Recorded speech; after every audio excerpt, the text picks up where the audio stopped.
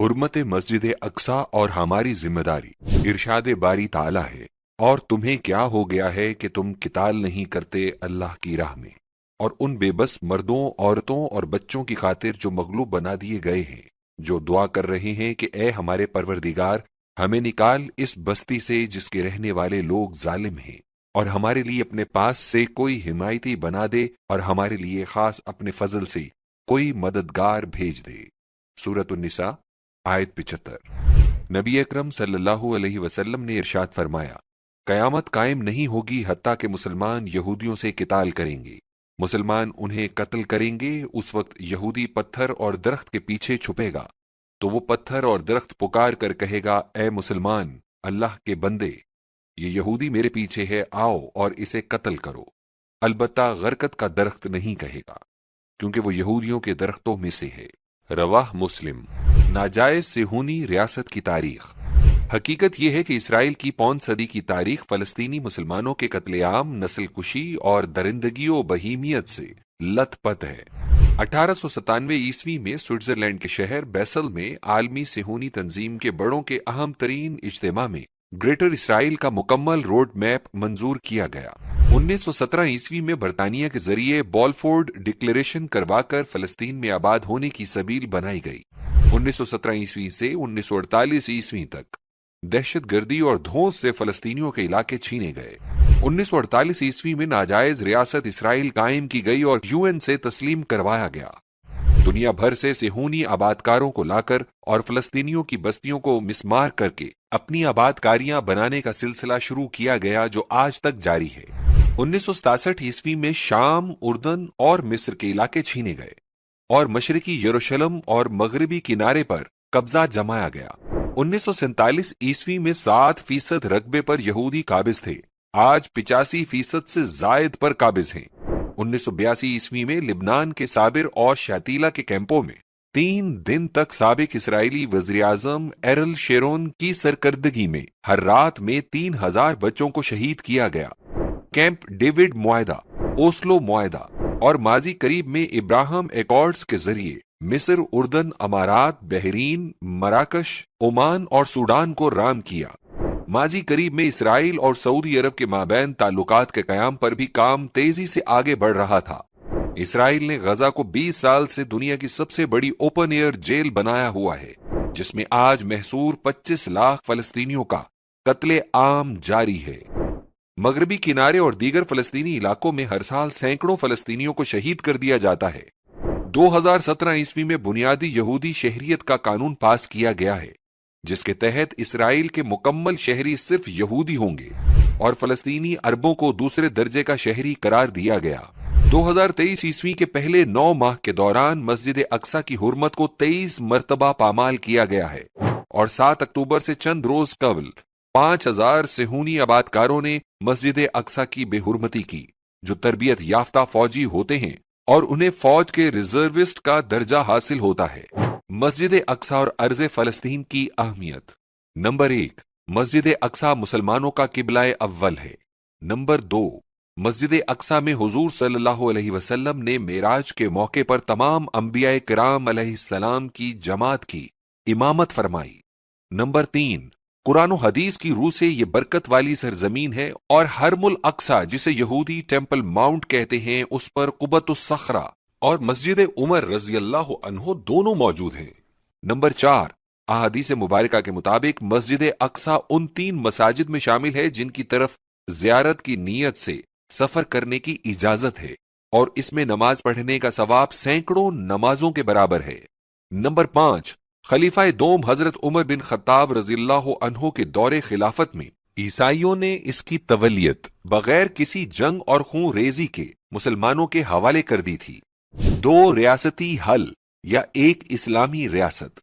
इस्लामी एटमी पाकिस्तान के बानी कायदे आजम मोहम्मद अली जिन्ना रहमतुल्लाह अलैह ने इसराइल को मगरिब का नाजायज बच्चा करार दिया था, लेकिन आज बदकिस्मती से हुकूमत और मुक्तदिर तबकात 2 रियासती हल के कायल दिखाई देते हैं। हकीकत यह है कि रियासत सिर्फ एक होगी, जिसमें हक़े तवल्लियतो हुक्मरानी सिर्फ मुसलमानों का है। अहम बात यह है कि यहूदियों की मुसलसल सरकशी और बगावत के नतीजे में अल्लाह ताला ने انہیں اپنی نمائندہ امت ہونے کے مقام و مرتبے سے معزول کر دیا تھا۔ قرآن حکیم میں ارشاد باری تعالیٰ ہے، اور وہ اللہ کا غضب لے کر لوٹے۔ سورۃ البقرہ آیت 61۔ اور یہ ایک امت تھی جو گزر چکی۔ سورۃ البقرہ آیت 134 و 141۔ پھر امت محمدی صلی اللہ علیہ وسلم کو اس شرف سے نوازا، تم سب امتوں میں سے بہتر ہو جو لوگوں کے لیے بھیجی گئی ہیں، اچھے کاموں کا حکم کرتے رہو اور برے کاموں سے روکتے رہو اور اللہ پر ایمان لاتے ہو۔ سورہ آل عمران آیت 110۔ تحویل قبلہ کا واقعہ بھی سابقہ امت کی معزولی کی دلیل ہے، اور آخری اور حتمی دلیل یہ ہے کہ اب chosen people of the lord صرف مسلمان ہیں، اور جہاد کرو اللہ کے لیے جیسا کہ اس کے لیے جہاد کا حق ہے، اس نے تمہیں چن لیا ہے۔ سورہ حج آیت 78۔ یہ الگ بات ہے کہ آج امت مسلمہ اس بھاری ذمہ داری کو ادا کرنے میں بری طرح ناکام ہے۔ یہ بات واضح رہنی چاہیے کہ آج جو یہودی غاصبانہ قبضہ کر کے ارض فلسطین میں موجود ہیں، ان کو اس کا کوئی الہامی یعنی ڈیوائن اختیار نہیں ہے۔ حقیقت یہ ہے کہ اگر فیصلہ اس بنیاد پر کرنا ہو کہ کون کس جگہ کب سے قابض ہے، تو اسی پر تو علامہ اقبال نے یوں پھبتی چست کی ہے خاک فلسطین پر یہودی کا اگر حق، ہسپانیہ پر حق نہیں کیوں اہل عرب کا۔ اسرائیل کے مذموم عزائم۔ سوال یہ بھی ہے کہ آخر یہودی کیوں ارض فلسطین پر ناجائز قبضہ جما کر بیٹھے ہیں؟ اس تعلق سے یہ بات قابل توجہ ہے کہ یہود کی تحریف شدہ تورات اور تالمود کی تعلیمات کی بنیاد پر وہ اپنے مسیح کا انتظار کر رہے ہیں، جس کی خبر ہمیں نبی اکرم صلی اللہ علیہ وسلم نے بڑی صراحت کے ساتھ دی ہے کہ وہ شخص المسیح الدجال ہوگا۔ در حقیقت حضرت عیسیٰ علیہ السلام کو اللہ تعالیٰ نے وعدے کے مطابق بنی اسرائیل میں المسیح کے طور پر مبعوث فرمایا تھا، لیکن یہود نے ان پر ایمان لانے سے انکار کر دیا، ان کا کفر کیا اور اپنے بس پڑتے انہیں سولی چڑھا دیا، معاذ اللہ۔ یہ علیحدہ بات ہے کہ اللہ تعالیٰ نے عیسیٰ علیہ السلام کو زندہ آسمان پر اٹھا لیا، گویا یہود کے نزدیک مسیح جو در حقیقت دجال ہوگا نے ابھی آنا ہے۔ اس دجال کی عالمی حکومت کو قائم کروانے کے لیے یہود کا 5 نکاتی ایجنڈا ہے۔ نمبر 1، ارض فلسطین پر قبضہ اور اس میں آباد ہو جانا۔ نمبر 2، آرمگیڈون یعنی الملحمۃ الکبریٰ، ایک بہت بڑی جنگ کو برپا کروانا۔ نمبر 3، اس کے نتیجے میں گریٹر اسرائیل کا قیام۔ نمبر 4، مسجد اقصی اور قبۃ الصخرہ کو منہدم کر کے ان کی جگہ 3rd ٹیمپل کو تعمیر کرنا۔ نمبر 5، اس 3rd ٹیمپل میں تخت داؤدی کو لا کر رکھنا اور اس پر دجال کی تاج پوشی کرنا۔ یہود کا عقیدہ یہ ہے کہ اس کے بعد ان کے سنہرے دور یعنی گولڈن ایج کا آغاز ہوگا، جو جنت ارضی ہیون آن ارتھ ہوگی۔ عیسائیوں خصوصاً پروٹیسٹنٹ اور بڑی تعداد میں رومن کیتھولک عیسائیوں کو وہ تقریباً 4 صدیوں سے رام کر چکے ہیں اور وہ ان کے مکمل پشت پناہ بن چکے ہیں۔ قرآن کریم میں ارشاد ہے، اے ایمان والو، یہود و نصارہ کو اپنا دلی دوست یعنی حمایتی اور پشت پناہ نہ بناؤ، وہ آپس میں ایک دوسرے کے دوست ہیں۔ سورہ المائدہ آیت 51۔ ہماری ذمہ داریاں اور عملی اقدامات۔ نمبر 1، مساجد اور نماز میں قنوت نازلہ کا اہتمام۔ نمبر 2، نفل نمازوں کی کثرت اور دعاؤں کا خصوصی اہتمام۔ نمبر 3، انفرادی اور اجتماعی سطح پر گناہوں کو چھوڑنا۔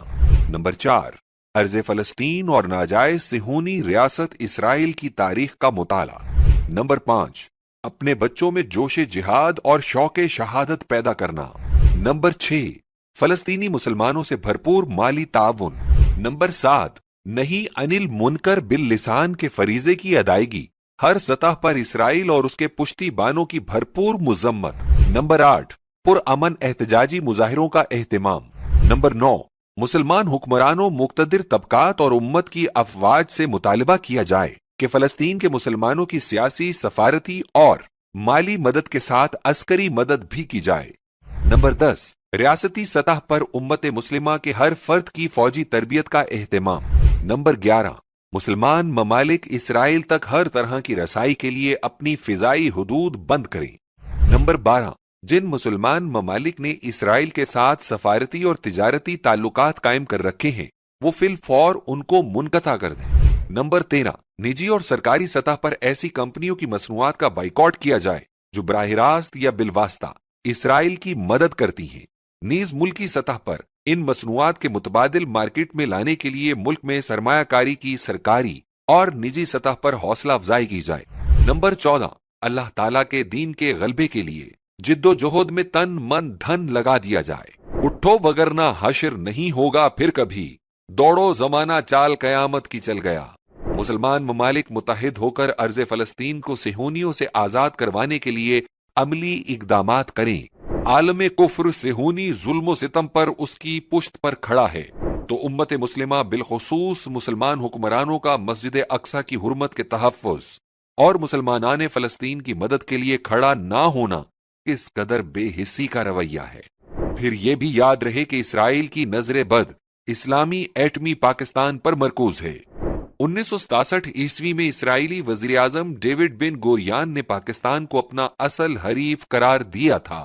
موجودہ اسرائیلی وزیر اعظم نتن یاہو ماضی قریب میں پاکستان کے ایٹمی دانت توڑنے کی خواہش کا کھلم کھلا اظہار کر چکا ہے، لیکن ہم مسلمانوں نے پاکستان اپنے اس مقام اور فرض سے غافل ہوئے بیٹھے ہیں۔ ہم یہود و ہنود سے کیسے مقابلہ کر سکتے ہیں جبکہ ہم سودی نظام جاری رکھ کر اللہ اور اس کے رسول صلی اللہ علیہ وسلم کے ساتھ حالت جنگ میں ہیں۔ ضرورت اس امر کی ہے کہ ہم اس ملک خداداد پاکستان میں اسلامی نظام کا نفاذ کریں اور اس کے عوام اس نظام کے نفاذ کے لیے اپنا تن من دھن قربان کرے، تاکہ اللہ سبحانہ تعالی ہم سے راضی ہو جائے اور مستقبل میں ہم سے اپنے دین کا کام لے لے اور اپنی نصرت سے ہمیں نوازے۔ اگر تم اللہ تعالیٰ کی نصرت یعنی دین کی مدد کرو گے تو وہ تمہارے نصرت فرمائے اور تمہارے قدموں کو مضبوطی عطا فرمائے گا۔ سورہ محمد صلی اللہ علیہ وسلم آیت 7۔ ہمیں یہ نہیں بھولنا چاہیے کہ احادیث میں یہ خوشخبری موجود ہے کہ کچھ لوگ مشرق کی جانب سے نکلیں گے جو مہدی کی حکومت کے لیے راستہ ہموار کریں گے، ابن ماجہ، اور خراسان سے سیاہ جھنڈے نکلیں گے، انہیں کوئی نہیں روک سکے گا یہاں تک کہ انہیں ایلیا یعنی بیت المقدس میں نصب کیا جائے گا، سنن ترمذی۔ لہٰذا ہمیں اپنے حصے کا کام جاری رکھنا ہے۔ قیامت سے قبل کل روئے ارضی پر اللہ تعالیٰ کا دین غالب ہو کر رہے گا انشاءاللہ۔ ارشاد باری تعالیٰ ہے کہ وہی تو ہے جس نے بھیجا ہے اپنے رسول صلی اللہ علیہ وسلم کو الہدا اور دین حق دے کر تاکہ غالب کر دے اسے کل کے کل دین یعنی نظام زندگی پر، خواہ یہ مشرکوں کو کتنا ہی ناگوار گزرے۔ سورہ توبہ آیت 33۔ اللہ تعالی ہم سب مسلمانوں کو اپنا دینی فریضہ ادا کرنے کی توفیق عطا